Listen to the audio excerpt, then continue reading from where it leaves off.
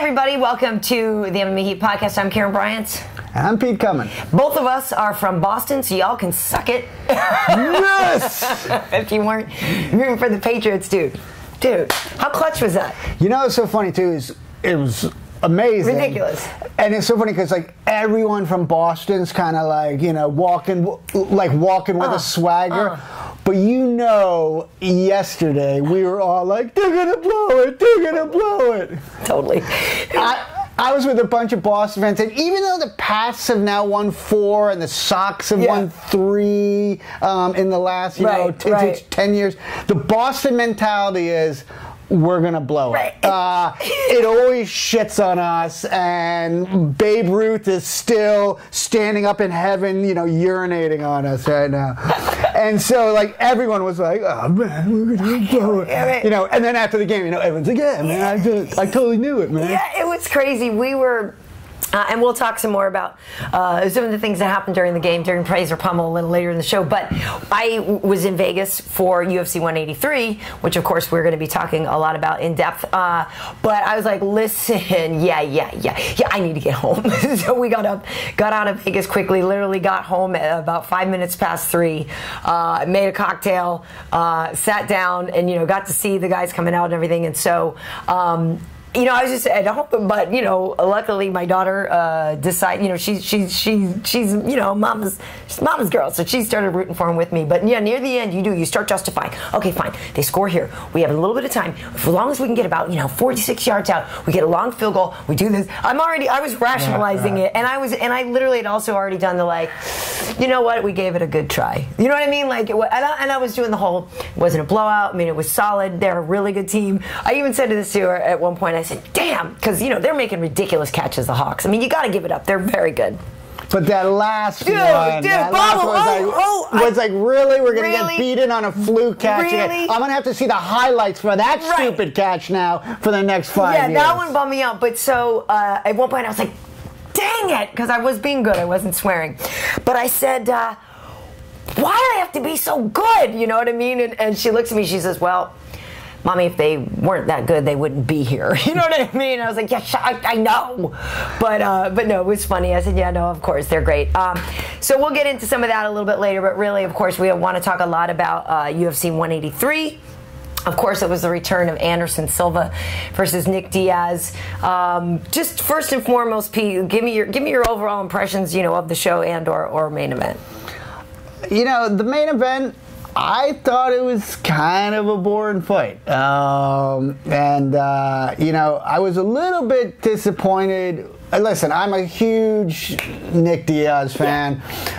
And he's such a gunslinger, such a gangster. But I really felt that in the 5th round, his corner should have been to telling him, there's only one way you can win this fight.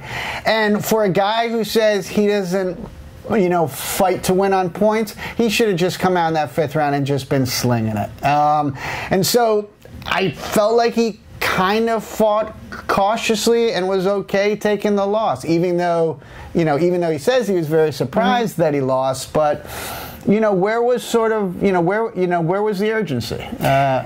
Okay, so here's the thing, folks. We have actually some sound bites that will roll in from the press conference with Anderson and Nick, and we've got some bonus stuff that we're going to get to with Rumble Johnson and Demetrius Johnson and Paige Van Zandt as well. But I had said before the fight that, you know, I was probably going to be bugging out because I've been a Diaz fan for, you know, a long time. I think he's awesome. Anderson is, you know, he's like the Michael Jordan of fighting, and I've seen a lot of his fights, and I was there when his leg was broken, and, you know, it was very emotional, and I just think, you know, the whole comeback story is quite incredible. And when he was weighing in, I just couldn't stop smiling. I mean, fan or not of him, there's something really amazing about that story and about that comeback. Well, and he's just such a class guy, too. Yes, yes. And so it was so... It was inspiring to me to see that, you know, and also to think about, you know, how incredibly difficult that had to be, not only physically but mentally, incredibly difficult. So I have this, you know, my little Samsung Gear Fit here. So I just thought this could be kind of fun before the fight started happening, right? So I was like all excited. I was like, oh, I could feel my heart starting to pound, right? So here comes Nick. So I test my heart rate was 82 beats per minute, which is pretty high. Did you have a calculator watch in the 80s? No. This is cool. It maps my... That's cool? Okay. Oh, it is. It tells, it's a pedometer. If you're exercising, it keeps track of calories burned. You're running. I'm running this year, Pete, remember? It'll even track your sleep patterns, everything. It's cool. It's a little, there's a couple things I would maybe modify. But anyway, so Nick comes out, my heart rate is 82 beats per minute, which I think is pretty high. Then I heard the beginning of DMX. Ain't no sunshine. And I was like, oh my God. And I started bugging out. I looked, it had gone up to 93. So, like, I was in full-on bug-out mode. And I could feel, I was like, oh my God, oh my God, oh my God, oh my God. Wade, how high do you get it? Let's not go there, Pete. Has Wade broken 100? I never stopped to. What do you mean? What just like walking in the room, or are we engaging in something? He comes in, with his towel, saunters in, glistening. Does it pop over 100? Register at all? I don't know. Does it register? Is this thing working? We've been married a long time, Pete. I don't know, but so at any rate, the fact that Nick laid down at one point during the fight was, I said round two. I was like, round two, aka the one where Nick stopped to pick a wedgie. Like, he was doing some incredible things. His stance, his this, his that. Like, what was that? I don't know. I'm not sure, but he was so wonderfully Nick. Like, yeah. It made me sort of sad in that I was like, God, I've missed this so much. You know what I mean? It was kind of that feeling. I thought he obviously he scored some points. He did get off on some things. I did think that, at the end of the fight, that it was going to go to Anderson. I wouldn't have necessarily given Anderson every single round. Two of the judges had it 50-45. I don't think it was that. But I enjoyed it. For Anderson, it was interesting to me to just kind of watch him and try to get in his head and figure out, where did you see him, when did he get comfortable? Because you could tell at one point he started to get his swagger back. Right, like you could feel the nerve, the adrenaline dump he may have had before. He regenerated that. Like everybody the first time he threw that left kick, everybody was like, and so that was very interesting to me. He was very cautious and very focused, I thought, in the fight. I enjoyed it. The Gastelum Woodley fight, I kind of thought was going to go a little differently. That was a slow fight. Yeah, we talked to Tyron afterwards, and he said that a lot of times he comes out guns blazing and goes to knock people out, and he wanted to play this one a little bit differently and show that he can go the distance and do more. But it was weird because you just kind of expected him to just come out and blasting, especially after getting disrespected by Kelvin not making weight. Right. A lot of guys would get kind of mad about that. So now, how classy was it of him, though, to give up the 30% penalty? I mean, Tyron's a class act. Yeah, no, definitely. He is, for sure. But I just thought, he was so defensive. It was sort of a boring fight. I was kind of waiting. I was waiting for it to start. And it just ended. But there were some decent exchanges. But I know what you're saying. It wasn't what everybody was expecting. Right. Joe Lozon and Al Iaquinta. Okay. Al Iaquinta, dude, man, that guy's striking is unbelievable. Yeah. He's great. He is great. I spoke to both guys before the fights, and to me, both incredibly likable. That's one of those. You don't want either of those guys to lose. No, you gotta love the New York accent. Well, that's what I was just gonna say. To me, it was a fight between Joe's wicked awesome Boston accent and Al's Long Island, which is. But that fight that's the one I went out for. That's when I got out on the floor. We're backstage doing a lot of work.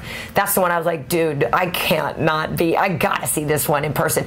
And it was so incredible. I mean, Joe, it's that whole he's so tough. Is he too tough for his own good?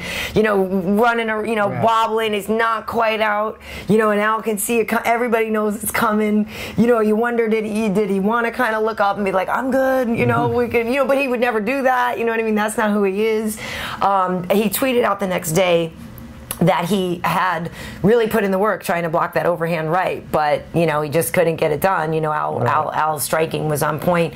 Really great respect between the two of them. That was an exciting fight, and Al is funny because afterwards at the post-fight press conference, he's like, "What does the guy got to do? Who do I need to knock out to get a bonus here?" He wrecked Ross Pearson before, and he's this guy that is quiet. He's not a big mouthpiece guy, but he's just beating these big names, climbing, hoping to break into the top 15 soon. Trains with Chris Weidman. Is he not? He's not in the top 15 yet? Neither of them are. Jeez. Okay. Right, but that's the whole thing is, that's how you know the division is scary. Right. When somebody is doing that good of a job, taking out a veteran, very well-rounded guy like Joe Lozon, and, he's not there yet. I just love, he's got like the Chris Weidman attitude. Yeah. You're like, who is this guy?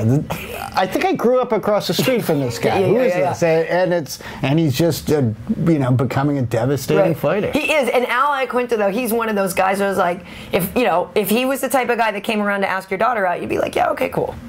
He's a nice kid. Right. He's a respectful kid. We do have a pre-fight interview with him and Joe. Like I said, if you look on YouTube.com/Karyn Bryant or on our Facebook page, our MMA Heat Facebook page, it's still kind of fun sometimes to go back and watch the pre-fight interview. So we have Tyron, Misha, I have Joe and Al and Nick. We have like 35 minutes with Nick before the fight, and then we also have about 15 minutes with him after the fight. We got a ton of stuff with Anderson before the fight, probably cumulatively about an hour with Anderson before, and another 15 minutes or so with Anderson after. But yeah, good for Al Iaquinta. Also on there, Talis Leitchis taking out Tim Boetsch. That was the fight of the night. Talis Leitchis scoring himself his 6th UFC finish, so that's great for him. That's now the 4th in UFC history in terms of UFC finishes. And he's a guy that was in the organization, left for a while, got his stuff together, and is now just like making such a great run for himself. He's putting it together.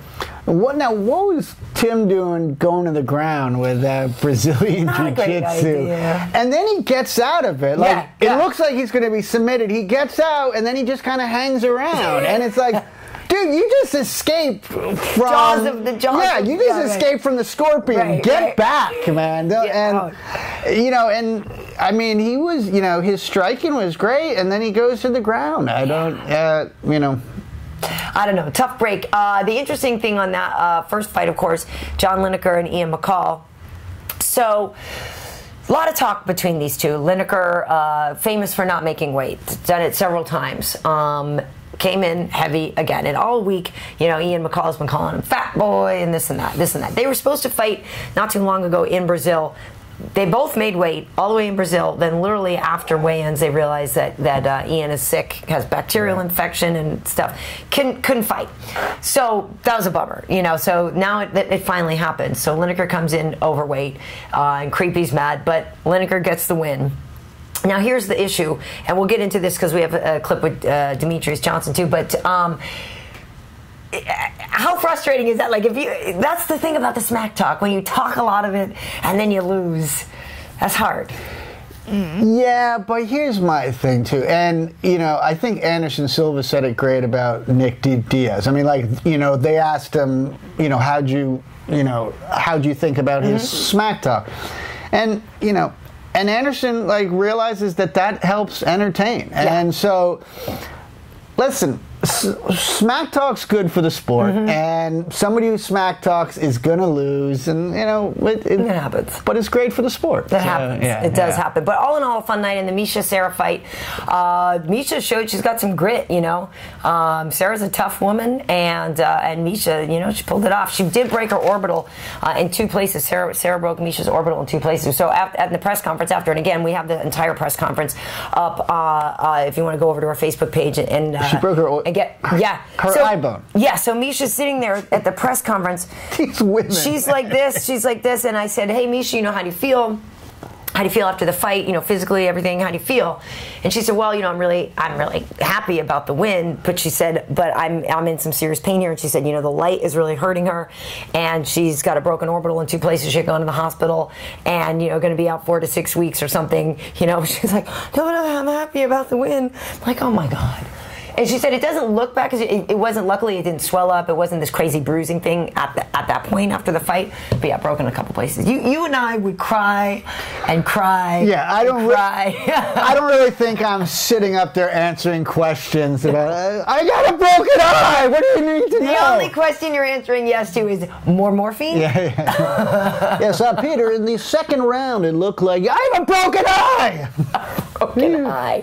Yeah, so good for her. All in all, a fun night. I did have a good time out there at 183. But you know, we got a lot of coverage on our Facebook page for MMA Heat and between my YouTube channel and our MMA Heat channel. So people should definitely go look. Stuff is really worth watching. Tough she is. She was at the Super Bowl the next day. Yeah, she did go to the Super Bowl the next day. Her team lost, however. She had ups and downs weekend. It's Now, how about one fight we didn't talk about there? Jordan Mean? Jordan Mean and Thiago Alves. Oh, man. Love me some Thiago Alves. First of all, is there a way, like, you know, guys have a tough chin or a glass chin. Is there a way to have like a tough liver? No. Nope. That shot that he took. I mean, were you ringside for that? No, I was still in backstage because we did a bunch of interviews with some bonus people too, like Conor McGregor. Right. We might have just been finishing up with Conor, but I love Thiago Alves, so I was like, listen, I miss this guy. He fights infrequently. He's been injured. And I came out like, oh, poor Thiago, that's rough. He was getting schooled. Oh my God. Yeah. No, he was getting schooled. It looked like Jordan's a big, tough dude. It looked like he was about to go down. Yeah. And then I was in a crowded bar, and you just heard. And Jordan, I mean, like, there was no poker face there. He was just like, oh! He just had to look like, stay in school! I love you, Mom. Fighting hurts! Yeah, it was. Because seriously, like, Thiago was, like, close. The whole thing, if you were playing Mortal Kombat, finish him would have come up. You know what I mean? He was like... I thought he was done. Yeah. He's a tough dude. And then just one shot, right there. So painful. Yeah, that was amazing. All right, well, so let's get into some of these sound bites that we do have from Anderson. You know, this was his 14th win at middleweight in the UFC. So that is the most middleweight wins one fighter has ever. Okay, and then it was his 17th win overall in the UFC, and that puts him third in UFC history. The dude is amazing. So afterwards, everybody, of course, wanted to know how he felt about it, and of course, is he going to keep fighting? Because really, there's nothing left for him to prove. But let's take a listen to what Anderson had to say when that question was posed. When I finish, I go back to room and I go call you to my family. So my son Khalil say, "Dad, congratulations, but done. Back to home, please. No more fight." So this is my son. I need you to talk to my family. I love my job. This is me. I love fight, but I need you to talk to my family because this is more important in my life now. So it's interesting because Anderson is obviously a family man, and all the time that he's had off has made him realize, how important his family is to him now. Interesting thing is, though, his son Khalil doesn't want him to fight. Gabriel wants to be a boxer.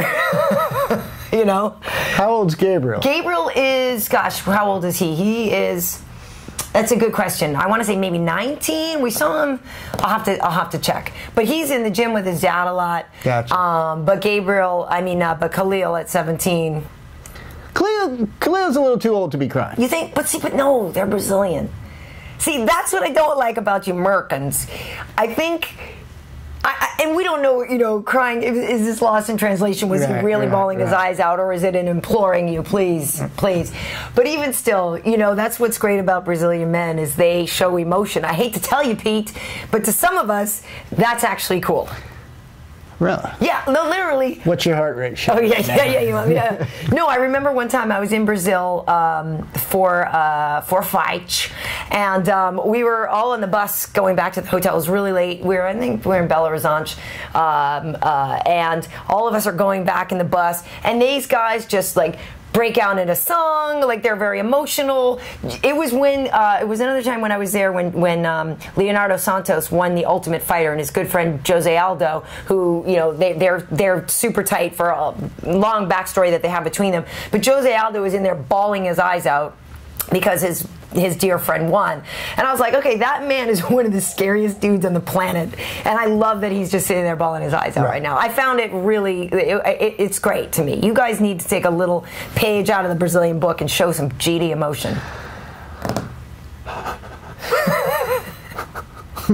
But would you know, it's interesting, Pete. Do you think Anderson should keep going? You know, no. And I'll just tell you why. It's one, I think it'd be really cool if he retired now, because like that would have said, I retire on my own terms. I don't retire after a broken leg. I come back after the broken leg and then I retire. I mean, is he, you know, does he have a run at the title? I mean, he's still the number one contender. He's 39. I mean, you know, you don't want to, like, fighting's not a sport where you can start to fade away. But he didn't look slow to me. I thought he still had good speed. But I did think the whole time, how would he be doing against Weidman? But it's not like this first fight back would have been against Weidman. He has time. Lyoto Machida, you know, Vitor. I mean, like, is he in the top 4 of those guys? Ranking-wise, yes. Well, I know actual physical ability-wise, sure, I think so. It's just that, like, but it's hard to judge him off of this one because right. That's true.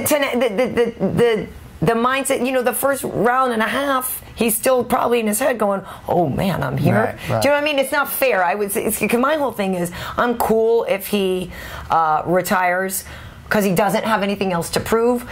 And this was a great way to come back against Nick. But it's almost like I would like to see one more fight where he really had his groove back. From the round 1 all the way had his groove back. If he fights again, he's got to fight Chris Weidman. I mean, if you're going to complete the story, I have one tune-up fight after my broken leg, and then I defeat the guy who... listen, Weidman is very good. I'm not saying he would beat him. Weidman is very good. Here's the thing, it's like when a guy like Brett Favre gets old and his skills start to diminish, that's kind of a little sad. Yeah. Like, you don't want to see Anderson Silva like take a couple losses at the end of his career. Do you want him to just take a super fight then? You want him to call up George St. Pierre, get George St. Pierre back in action and have him fight him? That's the fight everybody used to want. I want to see Stallone, De Niro. Oh God! On the undercard, grudge match, best movie ever. No, listen, I'm like Anderson's son. Don't fight. Stop. Please stop. Stop, Papa, stop. Come home, spend time with family. My thing is, and I wanted to ask Anderson, I didn't have a chance to. Maybe I'll go down to his gym and talk to him some more. Is if he weren't fighting, what would he do? Don't tell him I said that. No, what would he do? You know, my whole thing is like, he's with a guy like that where it's been such a big part of his life that I wonder if he's just thinking, well, shoot, what do I do if I'm not a fighter? Cocaine. Yeah, nice. Which brings up a nice transition. After the fight, Anderson jumped out, ran right over to Jon Jones. Now, here's what's interesting. Where I'm sitting, I'm directly across the octagon from John, who's sitting next to Conor McGregor, Anthony Kiedis from the Peppers. Like, it's like a rock party over there. Dana, Lorenzo, everybody's having a great time. And John was so into the fight. You know, like half the time he's yelling and stuff like this, right? So at one point, Nick and Anderson were right in front of John, and John's yelling all this stuff and way into the fight. And so as soon as they finish, Anderson jumps out, runs over to John, and is talking to him. And you know, after the fight at the press conference, he was asked why did he run over to Jon Jones, and this is what he said. Jones is my friend, so I talk to Jones all the time. He's young. So I have older people talk. Oh, Jon Jones, this, but older people and have problems. I have problems, other people here have problems, and the problems in the world is the people like to talk for older people. Oh, this guy is bad, blah, blah, blah, this guy is bad, but it's not bad. I think it's the next level for Jones is very important. When I talk to Jones, I say, bro, I like you, bro. I need you to change because all the kids watching you, the family watching you. We need you stop. You're too young. You're the best fight now. We need you to change everything. That's it. This is my friend. I need your help, my friend, my real friends. I talk to my family, my old family's here, my coach, my partners, and my real friends, my real family's here. All the times my friends talk to me, Anderson, why this? Why this and this and this? So I need you to talk to my friend. Okay, so Anderson saying, John, you're the best now. You're the best. Pull it together. Right. I don't know if that's not necessarily what he said right then and there. I'm not exactly clear if that was what he said then or there or prior to that, but they are friends. Yeah, and I mean Anderson's passing on the torch, right. and and he's playing, and he's playing the mentor role, and I mean the guy just does everything 100% class. So yeah. I mean, what are you gonna say? Yeah, I mean it's interesting because some people are like, oh, what happens if those two ever fight? And I don't think they would, but they could. Yeah, that ain't happening. Yeah. What, John Jones and Anderson Silva? No, come on. John Jones in his prime, it'd be a little rough. Heavier. It'd be a little rough. Yeah, no, that's why you got to get the UFC game just to get those two to fight, right, on the game, because otherwise... I think you'll get the Klitschko brothers to fight each other before you'll get those two to fight. Yeah, well, obviously on the flip side of Anderson, we have Nick. So... Nick is interesting. Dana said during the press conference, again, we have the whole thing, listen, Nick might be away for 3 years this time. He made a lot of money, and, we may not hear from him. Because people, that's, of course, again, okay, so now does Nick stay active, or does Nick go away a little bit? And like I said, watching him fight, it was like, God, you realize how much you miss him, and how fun he is to watch. But Nick got it, came out. He had to get a bunch of stitches. His left eye is pretty banged up. But this is what he told us in terms of how he viewed his performance in the fight and what he thought about what happened in there. There's a couple things I regret, like whipping kicks out there and fooling around the first round, because I'm sure the judges don't like that. I don't know what.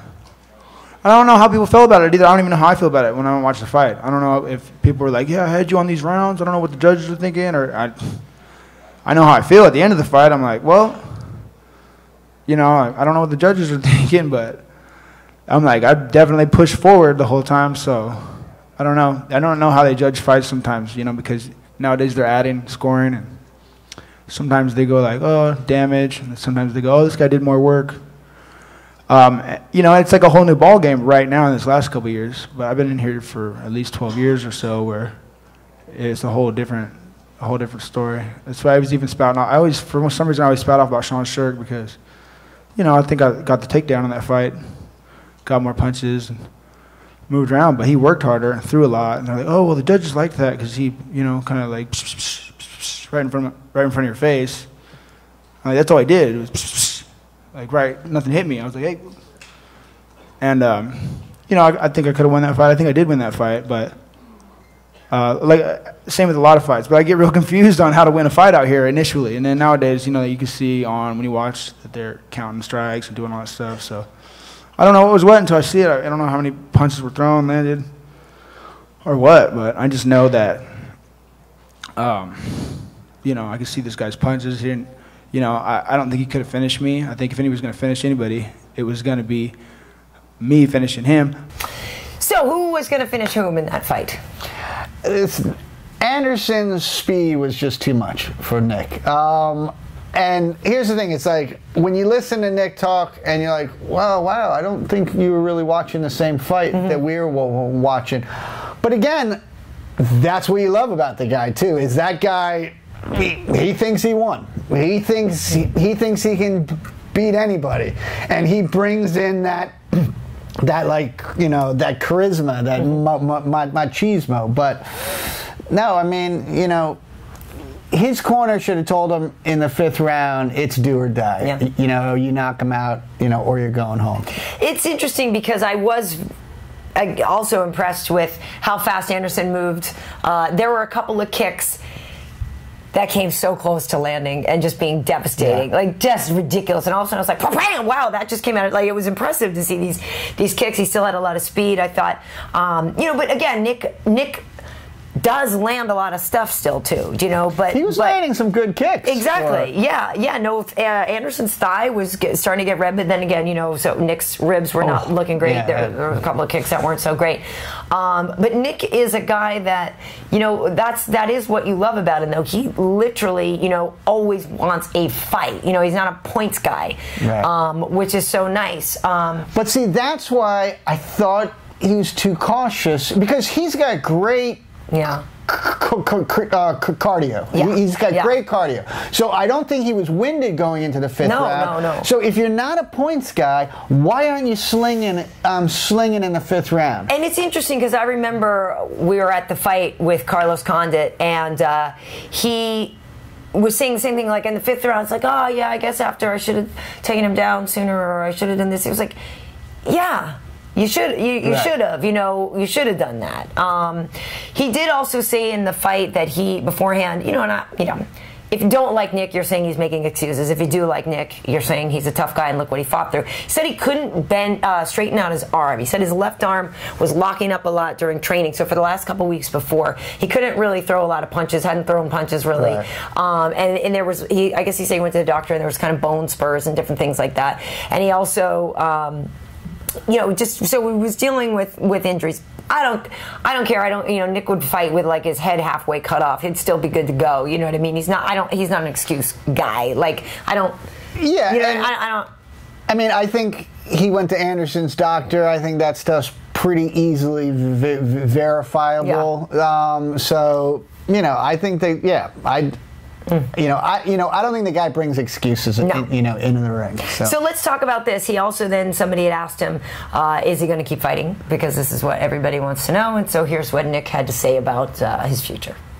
It's really crazy, coming out here and I'm kind of tired of being a loser, I've been still here, but I'm losing all these fights. It's just, I'm doing well though. Versus, as far as this being a job, but versus the other guys that are out here. So yeah, I'm happy to, I guess it's, I put on a show for these fans. So I don't know what to make of it right now. But I don't know what people think either. I don't know how you guys saw the fight. I don't know if you guys are sitting here like, yeah, he thinks he won. Or how stupid. You know what I mean? Like, how does he think he won? I'm like, well, it's one thing, like, you sit there and you try to get a guy on the scorecards, you try to get the knockout, you win like that, you win with the knockout. I just never try to beat somebody on the scorecards. It's never happened. It's not in me, I don't think. I usually, after a fight, I like to call people the winner and the guy who didn't win. He's not a loser. Right. Do you know what I mean? Nick never fights chumps. You lost to George St. Pierre, Anderson Silva, and Carlos Condit. Like, really, really respectable. It's kind of okay. Well, and you didn't lose all 5 rounds. Right. Well, and also, here's the thing is, you hold off for the big fights. Yeah. So after losing to George St. Pierre, you don't want to work your way up the ladder. So if you hold off for all the big fights, things can happen. Yeah, you can get 3 losses in a row. But again, that's the thing, is he his own worst enemy there.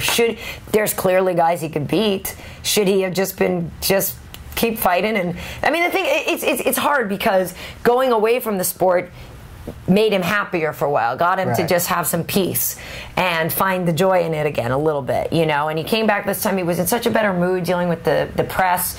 He was really in a good mood all week, chatty and a lot clearer in terms of articulating his thoughts, than he has been in the past. But he did miss the open workout. Well, yeah, but that's Nick. Come on. I was just saying, you were painting a picture of a completely different person, and I just wanted to point out that he did miss the open workout. That's why we love him. That's why we love him. It's the enigma. That's why he's always in the conversation. Right. It's because he's got personality. Yeah. And you either love him or you hate him, but he's got personality. Love him. And I was impressed to hear that he was talking about that he's done some investments and he's actually invested his money wisely. I don't know why I didn't expect that. I'm just picturing yeah, you must have taken all your money and blown it on strippers, right? No. No. You're living. You're pretty much in poverty in between the fights, right? But you have a great party. But so, I mean, the guy's impressive. He is. Well, I hope he stays active. Carlos Condit says he wants to come back in May. We have an interview with Carlos Condit on our Facebook page, MMA Heat Facebook page, or on my YouTube channel, YouTube.com/Karyn Bryant, or you scroll through my Twitter feed and you'll see it. Carlos came and caught up with us, and he's such a good fighter and is saying he's hoping to come back in action in May. Tyron Woodley, in the fight with T. Wood, Carlos tore his ACL. So he's been on the mend and looking to come back. And that whole fight, he talks about that experience of fighting Nick and how strange it was because opponents got swapped around, and then the whole thing with the famous spinning stuff and all that. So that's worth a watch, to see Carlos. But hey, maybe those two could have a rematch sometime. I don't know. I'm not just Silva, but I just bring it. But I do hope Nick doesn't stay away as long as he did.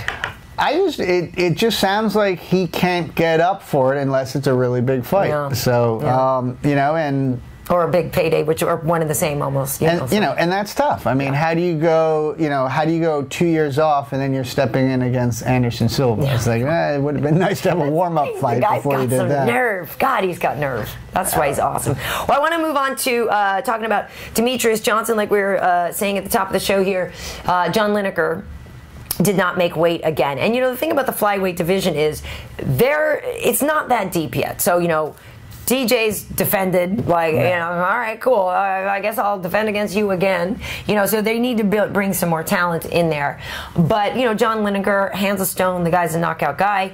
But obviously, you got to make weight. So after the fight, Dana said, he's not going to have the opportunity to fight 125 anymore. He's a 135er now. Right. He also said that Kelvin Gastelum has to go up to 185, which is really dangerous for Kelvin Gastelum. That stinks for him. I feel like maybe more than Lineker, because Kelvin is not a huge guy. He might be not doing the right things to make 170, but he's a little 185er. But didn't he miss weight by 10 pounds? Yeah, the story was that he had gotten sick, and he had actually gotten close, down to a couple pounds. But then they had to go to the hospital. They rehydrated him with fluids, which brought him back up to 180. But obviously, he needs to do some deep thinking about making weight. But I've heard stories that, over the years, this has been an issue he's had for a long time, with whether it's a discipline thing or if it's a panic thing and he all of a sudden eats something or what. I'm not in his head. I don't know. But he, now it sucks because he was undefeated before Tyron. And now he's got a loss, but now he's got to change classes. And we'll see if that really holds true, or if maybe he could practice weigh in at 170 and prove to Dana, hey, I can make 170. That would be cool, because the guy was making a mark in that division. It's going to be a lot harder in middleweight. But anyway, my point was I wanted to talk about Demetrius Johnson, the champ. He was asked backstage. He came in and was talking, and he was asked what did he think about John Lineker not making weight. Here's what he said. Big shit show. I mean, I told Sean Shelby his face a long time ago. I was like, man, you should have fired him a long time ago, man. But, Sean Shelby said he's a great fighter, and, you can't deny that, man, his skills. He has hard hands. He knocks people out. And it's very unfortunate. He's only hindering his career. A lot of people, told me, I was like, man, he's messing it up for you. And I was like, I know, man, he's messing up my pocketbook. The cards are filling up, and, let's say John Lineker goes out there and beats up Ian McCall, then it's like, oh, well, fantastic. It's almost to the point now, I got to wait for other people's success in this sport for me to get a fight. But that's the way it is. It's a shit show. I know, it's fun to say. I just don't like to swear on camera, but I've been saying it all weekend. It's hilarious. I so want to use that with my kids today. Kids, what do we... Come on, it's a damn shit show. Let's get your homework done. Maybe that could be the name of your spinoff from this podcast, is The Shit Show with My Noogie. It's actually not a terrible idea. Look for it. Might be hard to market on some of the family channels. See, that's what Demetrius Johnson needs, though. Is he needs to.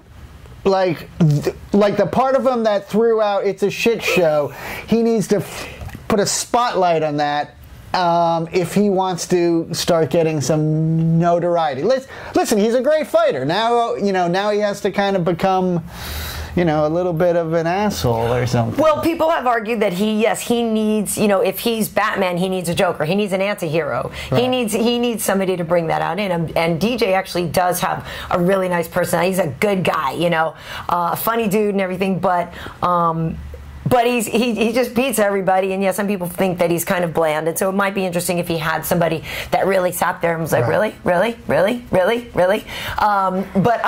that's fun. Yeah, you know what? There's going to be a bruise. There's so going to be a bruise. You could have stopped that about 3 reallys ago, by the way.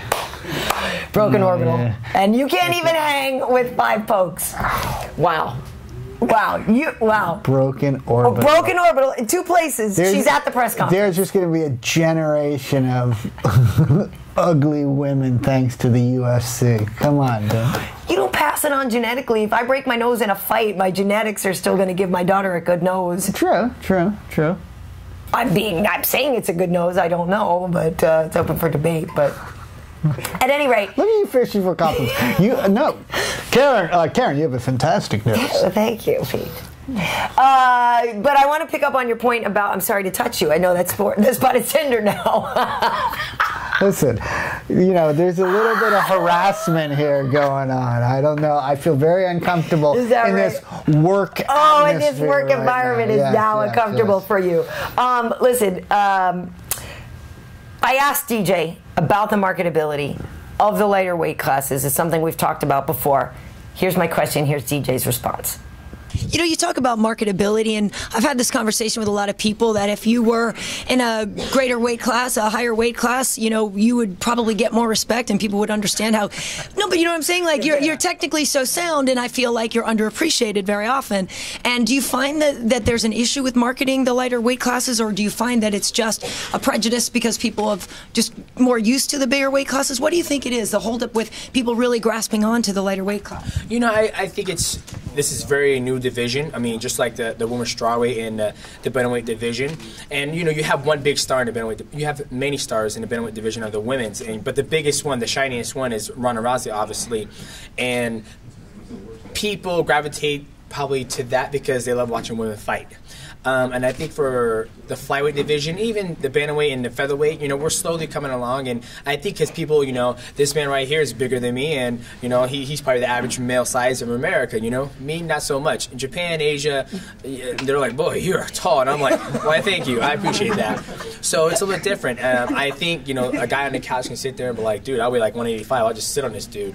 So I think that's a little correlation to what maybe they're not catching on as much. So Pete, basically, how do you feel about that? I mean, do you think that's it? That somebody, Wade size or these guys, just sit on him. It's cool. He's not tough because I can sit on him and win.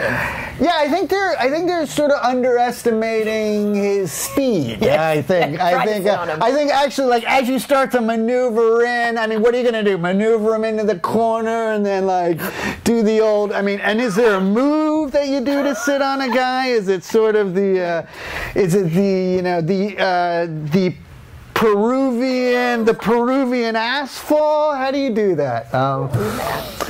Here's the thing about the younger guy, not the young guys, the lighter guys is they're so damn quick. Yeah. And like a true fight fan should really be impressed with that. It's just what sucks is that they got to get smaller referees, because at first you're looking at them going like, hey, here are 2 really in shape guys, and then you see like Herb Dean walk by and you're like, oh shit, they're midgets. Oh, Jesus, these kids should be in a Filipino sweatshop making clothes, not fighting. Who's put the kids in the ring fighting? So what we got to do is we got to get really short rests for these guys, and then we're cool. But, so wrong. That's so wrong. Listen, to prove your point, though, last year, did some appearances with Demetrius and Uriah Hall. And we have a clip on my YouTube channel of the two of them. They were mapping something out. They were going to do a demo for a television station. I've talked about this before. And they mapped this out. You know, Uriah Hall, 185er, you know, at the time, you know, he was probably 200 pounds. Demetrius was probably about $140. And they're going through and they're doing this thing. And, you know, Uriah throws one of his awesome kicks. DJ's under. Bam, scramble, Dan, takes him down. Bam, bam, bam, all this whole thing.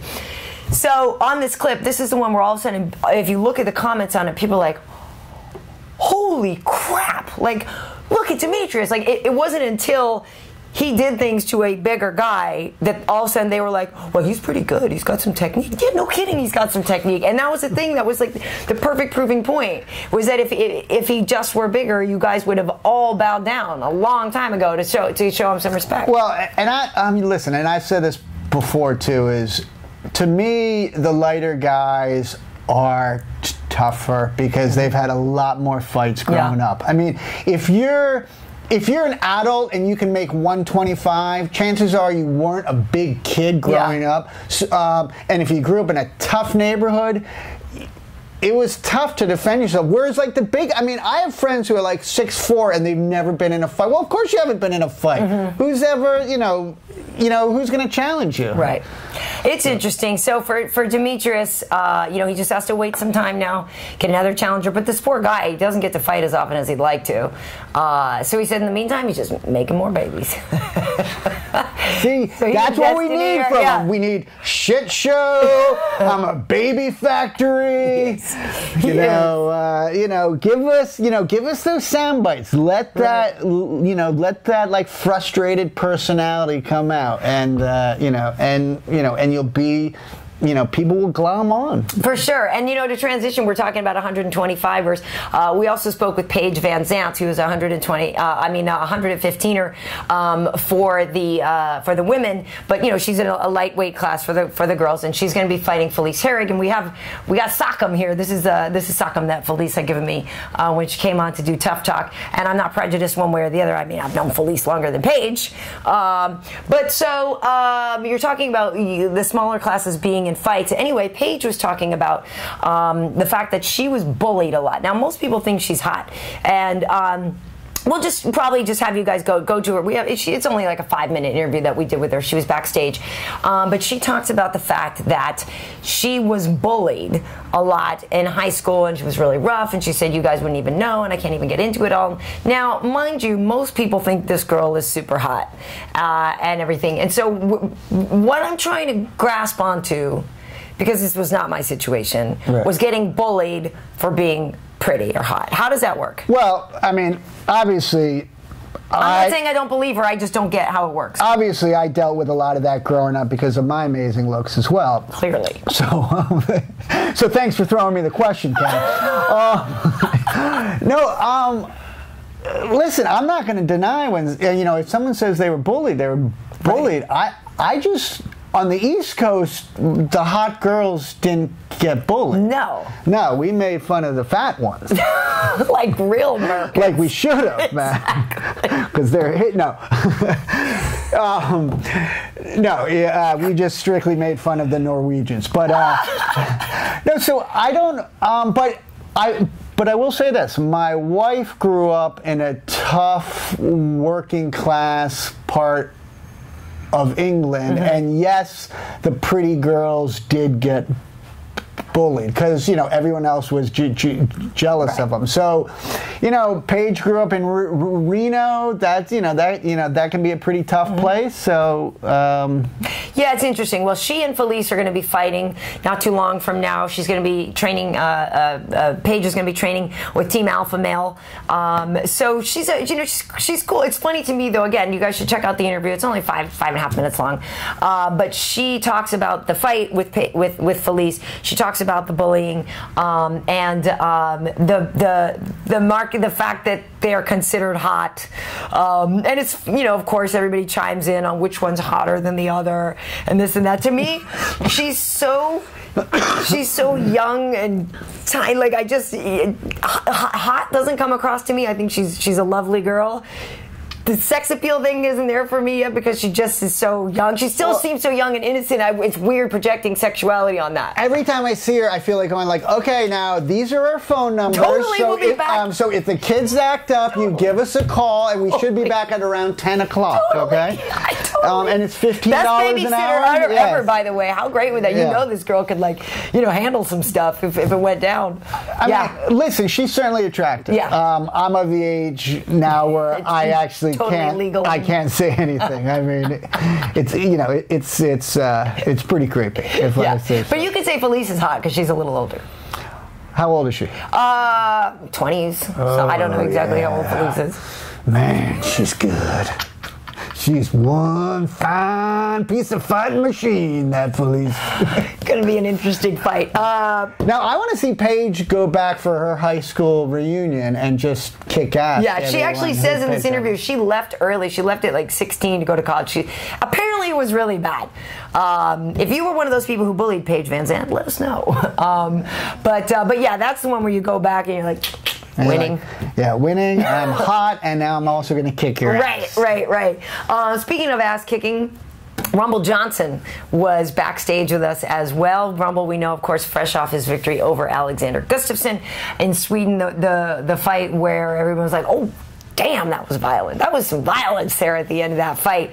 How to make 26,000 Swedes go quiet, by the way. Totally. That whole place got deflated. It was not a good night for the Swedes. But we talked to Rumble backstage. You know, he had an interesting year. He had some accusations levied against him for domestic violence, and was actually sort of on probation and on hold and couldn't fight, and then it got cleared and came back around. But we spoke to Rumble about the year he's had and the fan support, and here's what he had to say. It's been a little difficult, but I think with the help of my friends and family and the fans, with them believing in me and trusting me and actually understanding who I am, I think they can see that I'm a completely different person than what I used to be. When I was fighting 170, I hated everybody, but now I'm fighting 205 and I can eat, I can enjoy myself, and I can actually train. So I think people can tell that the things that I was accused of and all that stuff, I think everybody can tell that's just not who I am. But it's interesting because fans can turn on you very quickly. Oh, yeah, drop of a dime. So, I mean, that had to feel good, though, like you said, the fact that so many did stick with you. Yeah. I don't know why, but they did. And I'm blessed that they did, you know what I mean? I don't know. I don't even know how to answer that. That's the thing. People, we know the sport is fickle. Like, you lose one fight or something, that dude sucks. And I've known Rumble for a while now. He's always been really cool, so I didn't... That's the thing with domestic violence, and I didn't want to believe it. I like him. There was nothing I've ever sensed from him in these years of knowing him that made me think he would be that way. But it's so easy for women to get you guys in trouble.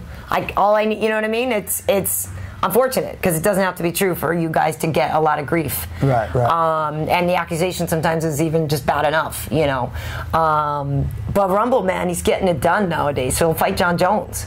John Jones! Who do you think takes that one? How do you go against John Jones?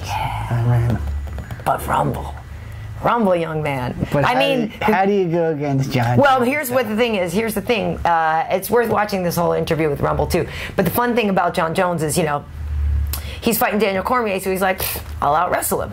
If he fights a boxer, I'll out-box this dude. Right. So if he tries to go in there and just... bam, bam, well, guess what? Rumble has a hell of a lot more power. Right. A lot more power. Well, I would have said that he wouldn't have taken DC down 4 times. Right. So, but that's the whole thing, is if John sits there and tries to play the tit-for-tat game, Rumble hits harder. Right. But... Or does he? I think he does. Yeah, I think it's clearly been established. Rumble is taking people's heads off just about, you know what I mean? Interesting thing, too, though, we did talk about Rumble. He said, because he used to fight at 170 pounds. Like, this is what's insane about him. When you see him fight there, you see him walk out at 205 pounds. There's no body fat. It's like a statue. You know what I mean? You're really the form of a human person. Like, it's no way could this guy weigh any less. Crush on Rumble. No, I don't have a crush on Rumble. I'm just saying my point, if you'd let me get to it. 94, man. Rumble. Is that it's hard to believe he used to fight at 170 pounds. Right. So we talked to By the way, I'm 175. yeah, exactly. And yeah, it's crazy. So he had said, I hated everybody at 175 pounds, and then I kind of followed up with him on that, and here's what he had to say about that and about determining really where you should fight. Rumble, you were joking a minute ago that you didn't like anybody when you were at 170. I wasn't joking. Well, that's the whole thing. I mean, it's amazing because to look at you now, this looks to be such the exactly right place for you physically. And I know, again, we talked about this before, but truly, how did you do that? And how bad did it feel trying to get down to 170 pounds? It sucked. The part that sucked the most, of course, missing weight. But I was missing training with the guys and stuff. I would be on the treadmill for an hour trying to lose 3 pounds. With a full sauna suit on. That's no fun. So I missed out on a lot when I was fighting at 170. So I'm very happy that I made that decision to go to 205. You see a few young men like tonight. We have Gastelum as well as Lineker who've missed the mark on their weight class. What would your advice be to them? Listen to your body. Listen to your body. And, Gastelum is a wrestler. It seems like. I think he's a wrestler. Yeah. Yeah. We're wrestlers, we have this mentality that, you lose as much weight as you can because you'll be bigger, faster, stronger. This isn't high school anymore. This isn't college. This is the real deal, and you can't lose weight like that because, in college you have what I think is the first round is like 2 minutes, and the next 2 rounds is like 3 minutes. That's nothing compared to MMA, in my opinion. You know what I mean? It's totally a different pace and everything else, and your body can't take that. So just listen to your body and go up in weight. It's just the best thing for you. So I listen to my body. I have to tell my body to shut up, stop eating. But it's great, honestly, it's fun to see Rumble these days because he is happier. He's a happy guy, and you can see that's the thing you want to tell Kelvin Gastelum. Yeah, listen to your body. Either listen to your dietitian or listen to your body, but you need to choose here, my friend. When my body talks, I just go, I'm not listening, nah. Only when it says more vodka do you actually respond. My body's like, dude, you should not be 175. You should be 150. You should be a lightweight, yeah? Not a welter? I should be like 155. Yeah? Yeah. So, well, but I'm happy for Rumble that things are going so well for him, and it is fun though. I'm sure they have some of his old fights on Fight Pass to see him. I actually should go back and look and see what he looked like at 170, because by the time he actually would walk into the cage on Saturday night, he was big again, but it's crazy to see him weigh in. So that's going to be a lot of fun to see him. Just for the research, you should go back and check out his old fights. See what he looked like at 170, just for research. Yeah. When you turn off the little heart monitor before you do it. You were so funny. Actually, he met he actually thinks my mom's really pretty. I introduced them down at the gym one time in Florida, and so he's always asking how my sweet, pretty mom is. No, Rumble's he's a nice guy. He's a good guy. He's a good guy. Well, but besides Rumble and Demetrius and Paige backstage, we also spoke to Conor McGregor. We love him. And so we talk about Conor. He talks about how he saw fear in Jose Aldo's eyes in their confrontation in Boston. Talks a lot about that. Talks about how he's so different from other featherweights. So that's definitely worth checking out. It's another like 15, 17 minutes or so with Conor. And we also spoke to, like I said, Carlos Condit came back for some, so these were the bonus people who weren't fighting that night. In terms of post-fight interviews, we have Maheta Santos, we have Rafael Natal, who looked phenomenal against Tom Watson. Rafael's been good, and he's had some good fights, and then there's some he's lost. I was like, who is this dude fighting on Saturday night? I thought he looked incredible. Talks about how because he got in there a little bit, talked a little smack, got a little wordy with Tom and stuff like that. So he talks about the attitude he had during the fight and how having that playfulness helped him in the fight and everything. So that was really good. We also talked to Derek Brunson. The interview much longer than his actual fight. That only took 36 seconds.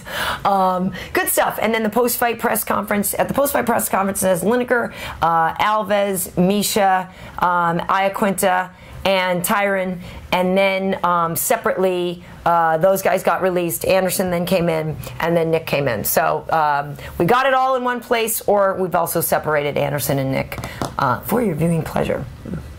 Pete, it's time for Praise or Pummel. Let's do it. Let's do it. Okay, so I think the first topic, we touched on it at the head of the show, the Super Bowl, the play. The play that Pete Carroll, bless his heart. Thank you, Pete Carroll. Thank you for not giving. The whole everybody's like, you trying to tell me you got beast mode. You got beast mode on the field, which, by the way, my friend Tarek Azim is his trainer. Tarek also works with Gilbert Melendez, Jake Shields. He's got his gym called Empower up in San Francisco. If you guys like what Marshawn looks like and does athletically, I can't say he can turn you into Marshawn Lynch, but Tarek is a great trainer. But anyway, why you don't give him the ball? Well, as we say in Boston, that was the retarded call of the night. Complete retard. Oh my God. Trisomy 21. So wrong. I thank him for that. Mongoloid. No. I'm going to praise. What is it, Tropic Thunder? You never go full. Yeah. Right? Yeah. Pete Carroll, you never go full retard. Even Forrest Gump wouldn't have done that call. He probably wouldn't have. Yeah. Oh, he runs. Forrest run. Even Forrest knows he's like a running play. For Christ's sake. Pete Carroll went full retard. That is good.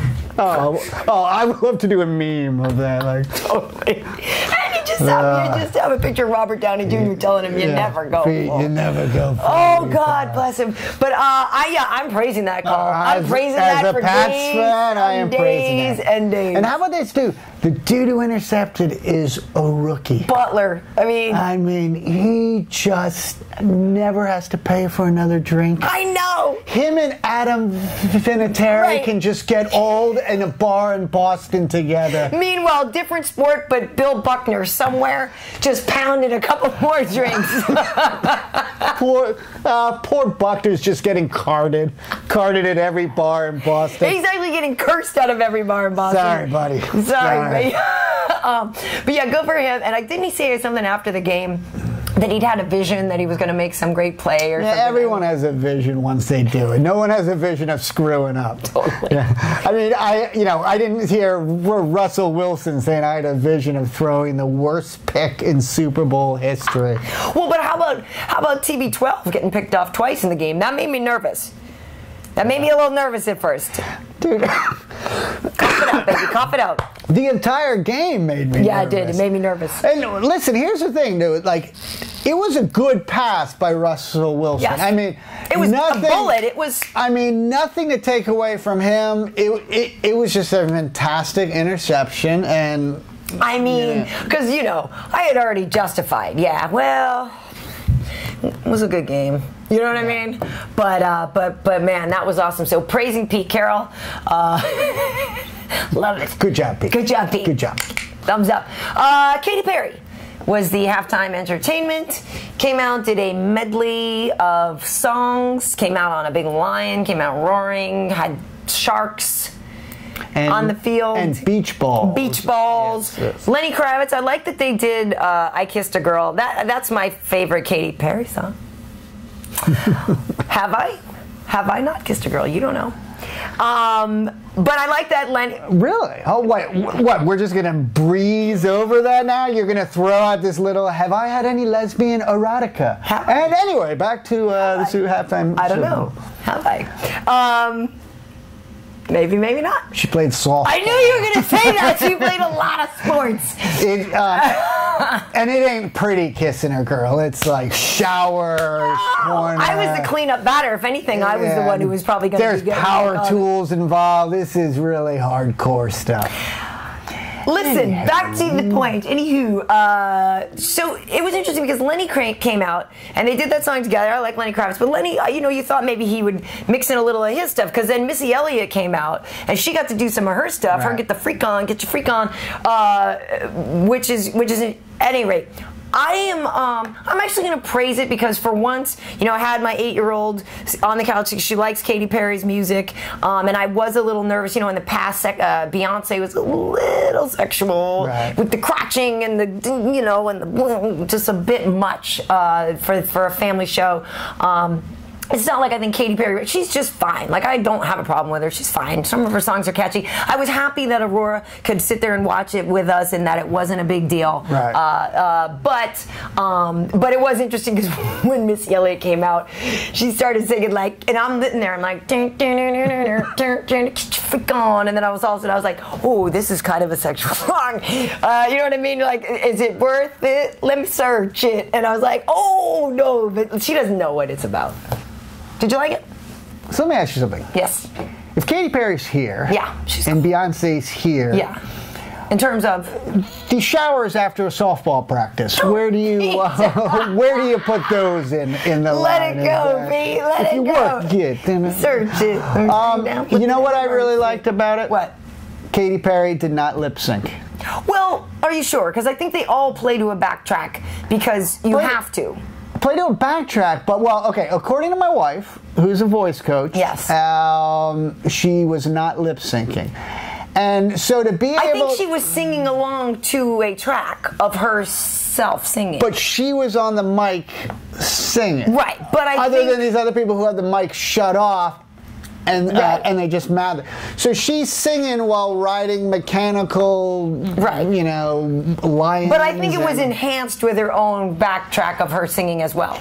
Yes, which is fine. But her voice, we were actually hearing her voice live, which is tough. I mean, you know, you're like going around all this mechanical stuff. But did you like it? Are you praising or pummeling it? I friggin' hate the halftime shows at Super Bowls. They're it's just crap, man.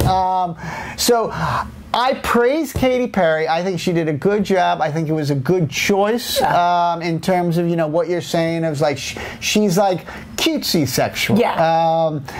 But I just think that whole, you know, hey, big extravaganza, you know, just, no, come on, have a couple. You didn't like her flying across the arena on a shooting star. Okay.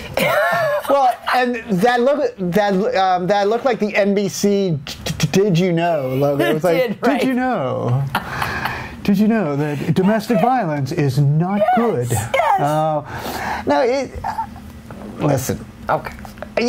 I mean, do you actually enjoy those halftime extravaganzas? I like when U2 played a while back there. Bruno Mars with the Chili Peppers was actually better than I expected. Because I've never really thought that much of Bruno Mars, take him or leave him. You know, some of his songs are catchy or whatever. I'm a Peppers fan till I die.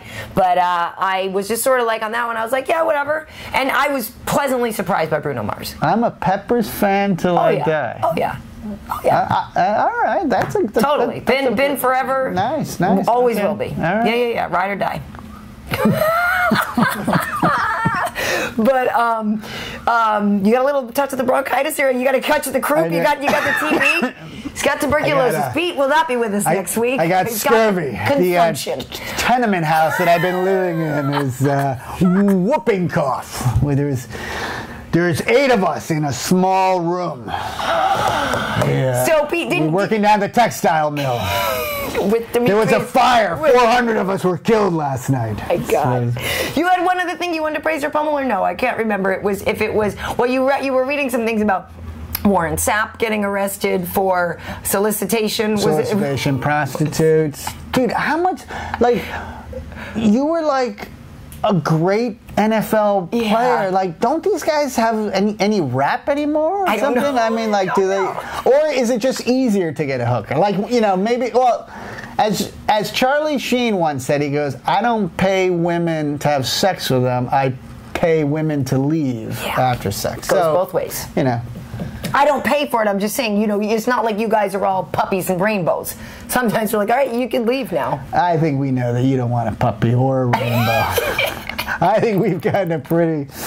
You want a honey badger. Oh, my God. And dark chili pepper music. Oh, yes. Oh, yeah, okay. With maybe a butch softball player in the background. Oh, my God. God. And Rumble Johnson. Because I'm married to a guy who looks just like Rumble. It's like if you could in good shape. I'm saying, but in terms of they're whatever. Well, no, their skin tone's a little different, Yeah, but you know, I think so. but you know, Wade's packed. Actually, they might have the same birthday. That is actually pretty funny. What, you and Rumble? I don't Johnson? know. Do you? I think so, yeah. Wow. Pete, you're putting it together. There we go. It's all coming. On this note, I should probably wrap it up. No, listen. So, coming up, we busy month in February. We've got a couple of fight nights that I'll be working on Fox. Next week, we once again, unfortunately, don't have a UFC tonight. There's different sports going on, so there's some things that Fox Sports 1 is doing.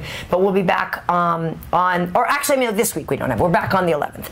And then I'm working a couple weekends. We've got some fight nights coming up. We've got the one in Broomfield, Colorado, with Benson Henderson stepping up to fight Brandon Thatch. Benson Henderson apparently has been bugging Joe Silva for a fight at welterweight. He wanted to move up from lightweight and stayed ready after his last fight. And he said, okay, cool. So he's stepping in again where Stephen Thompson had gotten hurt. How many weeks is that in between? Only like a month or so, right? Because that was only, So, I don't want to do the math right now. But anyway, he's fighting on Valentine's Day. 4 weeks in a month. Is that, yeah. Okay. And we've also got a fight night going on in Brazil. So I'm working on Fox on those. And, of course, we have UFC 184 coming up at the end of the month here in L.A., hopefully. So the story is, Chris Weidman had gotten injured and a rib injury. So Vitor Belfort, now has to wait for his title shot. And Dana in the press conference clip, which again you can see on our channel, is talking about, hey, we offered Vitor, because then people are like, he's saying I should have an interim title. I should have an interim title. Of course, I'm paraphrasing what Dana says. So then they say, okay, how about you have an interim title shot against Lyoto Machida? I will wait for Chris Weidman.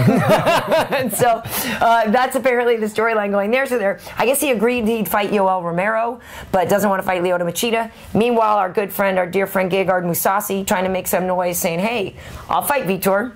Right, because it's interesting. Gegard last year talked about burnout. He'd fought too many big fights in a row. Meanwhile, just fought Dan Henderson in Sweden, but didn't get touched. So he's like, hey, I'm actually good to go. Right. And especially if it's an interim title. And somebody like Vitor, where he feels confident, he'd have a good fight against him. So there's some moving parts right now. Has Weidman had 2 fights canceled? It got pushed back in the fall. December and February? He's had a knee injury before. In his fight last May, it got just pushed with Lyoto because it just got postponed. But we hope for Chris to have a quick recovery. It happened on Friday. Actually, if you look at the weigh-in clip from 183 on our channel, you see Ray Longo, you see Chris's coach get up when Iaquinta is weighing in, and Ray goes right over to Dana, and you're just like, oh my God. So it's interesting. They're having this whole conversation. He's just like, it's just a freak accident. I'm so sorry. Dana's like, it's okay. And they're having this whole mini show going on over here, discussing it. But do wish Chris a speedy recovery. I mean, he's a great champ. I mean, listen, I don't know if we need an interim champ yet, but at the same time, I'm frustrated that our champs aren't as busy as I believe they should fight 3 times a year. So that card now, the top 2 fights are female fights. Ronda Rousey, Kat Zingano. That's hot. It's a great fight. And it has other fights on the card still, too. Right. But then the next one, the co-main, is also a female fight, isn't it? I don't think so. Well, I think they're gonna have a fight for Vitor. Yeah. I think he's still going to be there. All right. We'll see. But by the time this all gets aired, maybe there'll be an answer, and we'll put a little pop-up. And then we'll just edit it. Like I said, we'll cut it out. But it was some moving parts. So anyway, folks, we got a lot of great coverage out at UFC 183, so you should definitely go check it out. Some of it is on YouTube /Karyn Bryant. Some of it is on YouTube /MMA Heat. Or it's all collectively on our MMA Heat Facebook page. That's very easy to find. A lot of great stuff. And again, the bonus interviews with Condit and Conor McGregor and Paige, all fun, all good good stuff to look at. And of course, the Yes Show from Demetrius Johnson. The shit show. Yes. Pete, where can people find you on the social media? MindNoogie. That's it? Just tweeting? Twitter, MindNoogie. Yep. MindNoogie.